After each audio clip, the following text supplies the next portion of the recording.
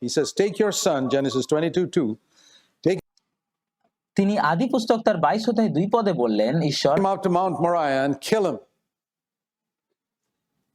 তিনি আদি পুস্তক তার 22 অধ্যায় 2 পদে ঈশ্বর আব্রাহামকে বলছেন যে তুমি আপন পুত্রকে, তোমার অদ্বিতীয় পুত্রকে, যাহাকে তুমি ভালোবাসো, সেই ইসাককে লইয়া মরিয়া দেশে যাও এবং তাকে হত্যা করো। And God gives him 3 days to walk up to Mount Moriah so that he can think about it. এবং ঈশ্বর তাকে মরিয়া পর্বত পর্যন্ত যাওয়ার জন্য 3 দিন সময় দিলেন যাতে তিনি এই বিষয়ে চিন্তা করতে পারেন। God doesn't want you to decide in a hurry. ঈশ্বর চান না আপনি কোনো কিছু তাড়াহুড়ো করে সিদ্ধান্ত নিন, কোনো সিদ্ধান্ত। He didn't tell him to take him there around the corner and kill him in the next 5 minutes. তিনি তাকে এটা বলেননি যে পাশের কোনো একটা জায়গায় নিয়ে গিয়ে 5 মিনিটের মধ্যেই তাকে মেরে ফেলতে হবে। Because some things we do in the moment of emotional excitement and afterwards we regret it. কারণ কিছু কিছু কাজ আমরা আবেগের বশবর্তী হয়ে করি এবং পরে সেটার জন্য অনুশোচনা করি। And God gave Abraham 3 days to think about it. That's এবং ঈশ্বর আব্রাহামকে এই বিষয়ে ভাবার জন্য, তার সন্তানকে হত্যা করার বিষয়ে ভাবার জন্য 3 দিন সময় why দিয়েছিলেন। he told him to go 3 days journey away to Mount Moriah. এই কারণেই তিনি তাকে 3 দিনের পথ পাড়ি দিয়ে মরিয়া পর্বতে যেতে বলেছিলেন, কারণ সেখানে আব্রাহাম যেখানে ছিল সেখান থেকে মরিয়া পর্বত যেতে 3 দিন সময় লাগতো। And as he was walking down, the thought was in his mind was this: is it worth? এবং তিনি যখন হাঁটছিলেন তখন তার মনে যে চিন্তা আসছিল সেই চিন্তাটা এটাই যে Serving a God like this এমন এক ঈশ্বরের সেবা করা কি সার্থক? asks me for the only thing I really have, really, that I love, the one I love even more than I love my wife, Isaac. যে এমন এক ঈশ্বরের সেবা করা কি সত্যিই যুক্ত, সত্যি কি সার্থক, যিনি আমার কাছে আমার একমাত্র সম্বলটি চাইছেন, যাকে আমি সত্যিই ভালোবাসি, যাকে আমি আমার স্ত্রীর চেয়েও ভালোবাসি, সেই ইসাককে চাইছেন। And at the end of those 3 days, Abraham says, it's worth it. এবং সেই 3 দিন শেষে আব্রাহাম বলেন এটা সত্যিই সার্থক। God's going to be first in my life as he was 50 years ago. ঈশ্বরই আমার জীবনে প্রথম হবেন, যেমনটা তিনি 50 বছর আগেই ছিলেন। He's going to be first in my life today, even to lose my only son. আজও তিনি আমার জীবনের প্রথম হবেন, এমনকি আমি যদি আমার একমাত্র পুত্রকেও হারাতে হয় আমাকে। And they come to Mount Moriah, and the third day it says in verse 4, এবং তারা মরিয়া পর্বতে এলেন এবং এরপরে বলা হচ্ছে যে তৃতীয় দিনে that Abraham lifted up his eyes and saw the place. Abraham চোখ তুলে তাকালেন এবং সেই স্থান দেখলেন। And he calls the young men who had come with him, Genesis 22 verse 5, and এবং তিনি তার সাথে আসা দাসদের ডাকলেন, আদি পুস্তক 22 অধ্যায়ের 5 পদে, এবং তাদের বললেন, says to them, stay here with the donkey. 22 verse 5.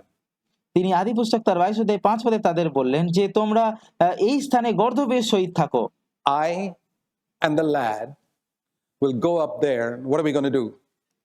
আমি এবং যুবক আমরা ওই স্থানে যাব, আর আমরা সেখানে গিয়ে কি করব? We will worship. তিনি বলছেন আমরা সেখানে গিয়ে প্রণিপাত করি, আরাধনা করি। That's the first time এটাই হলো প্রথমবার the word worship comes in the Bible. যখন বাইবেলে প্রথমবার আরাধনা শব্দটা আসে। We will worship. তিনি বলছেন আমরা আরাধনা করি, প্রণিপাত করি। Means when I offer to God that which is most precious in my life, and আর যার অর্থ হলো আমি আমার জীবনের সবচেয়ে মূল্যবান জিনিসটা ঈশ্বরের চরণে উৎসর্গ I don't করি। know what that is in your life right now. আমি জানি না এই মুহূর্তে আপনার জীবনে কোনটা সবচেয়ে মূল্যবান জিনিস। Could be a number of things. That day for Abraham it was Isaac. আপনার জীবনের প্রিয় জিনিস এই সময় অনেক কিছু হতে পারে, আর সেই দিন আব্রাহামের জন্য সেই সবথেকে মূল্যবান জিনিসটা ছিল Isahak. He said, God, this is my worship. তিনি বললেন যে ঈশ্বর এটাই আমার আরাধনা। It's not just singing a few songs এটা শুধুমাত্র কিছু গান করা নয় to you and then going away and living my own life. এবং কয়েকটা গান গিয়ে তারপর চলে গিয়ে নিজের মতো জীবন কাটানো নয়। No. It's the surrender of that which is most precious to me, where you are number one in my life and I'm willing to give it up. এটা হলো আমার কাছে যেটা সবচেয়ে মূল্যবান সেটাকে সমর্পণ করা, যেখানে আমি আমার জীবনে তুমি একমাত্র প্রথম, এবং আমি আমার জীবনে যেটা প্রথম স্থান, যেটা আমার জীবনে সব থেকে প্রিয়, সেটাকেও আমি ত্যাগ করতে প্রস্তুত। এটাই হচ্ছে আরাধনা। I want to ask you, is there something in your life which is so precious to you that you find it difficult to give up. আর আমি আপনাদের জিজ্ঞাসা করতে চাই যে আপনার জীবনে কি এমন কিছু আছে যেটা আপনার কাছে এতটাই মূল্যবান যে সেটা ত্যাগ করার জন্য আপনার খুব কঠিন মনে হয় সেটা ত্যাগ করা?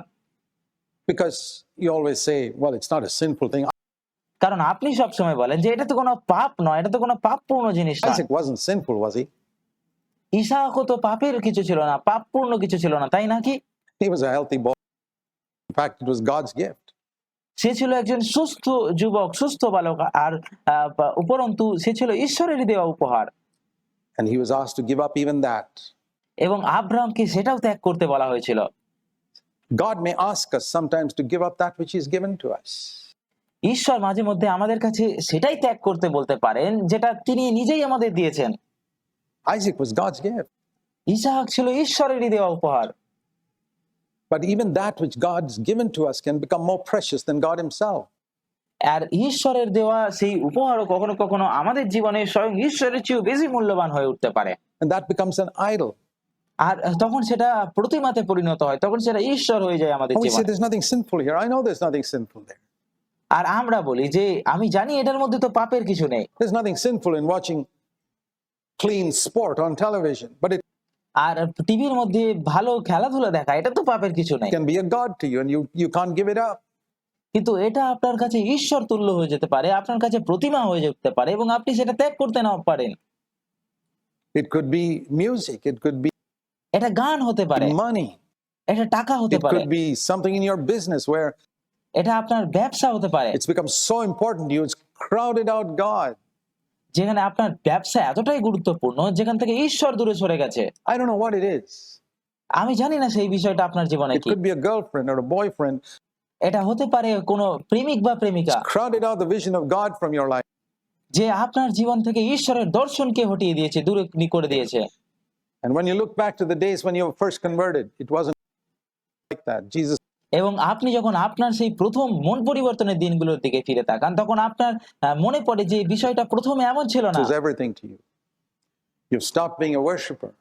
যিশুই সেই সময় আপনার জীবনের সবকিছু ছিল প্রথম দিনগুলোতে, আর এখন আপনি আরাধনা করা ছেড়ে দিয়েছেন। That's the first thing I want you to see. এটাই হলো প্রথম বিষয় যেটা আমি চাই আপনারা দেখুন। The second place where we see worship, আর দ্বিতীয় যে স্থানে আমরা আরাধনা দেখি,